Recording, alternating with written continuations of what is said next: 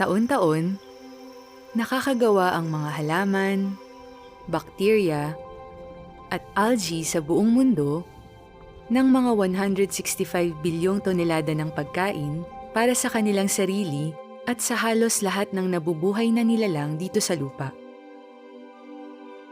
Paano nila nagagawa yun? Photosynthesis. Sa mga halaman, nangyayari ang komplikadong prosesong ito sa tinatawag na chloroplast. May mga green pigment dito na tinatawag na chlorophyll.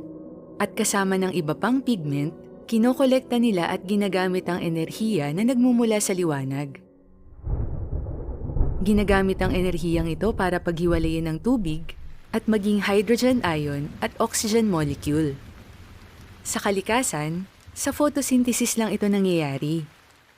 Pag nagsama ang hydrogen ion at carbon dioxide, makakabuo ang mga ito ng sugar.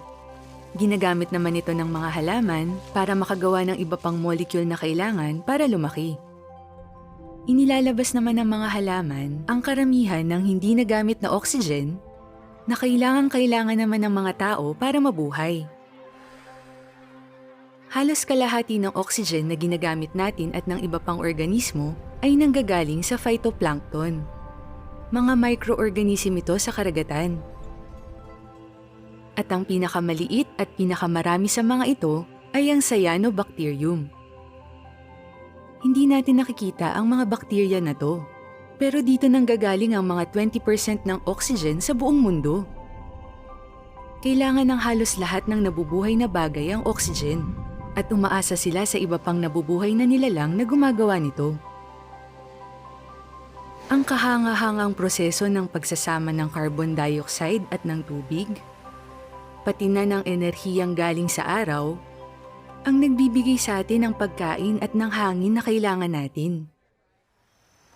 Ano sa tingin mo? Ang photosynthesis ba ay resulta ng ebolusyon? O may nagdisenyo nito?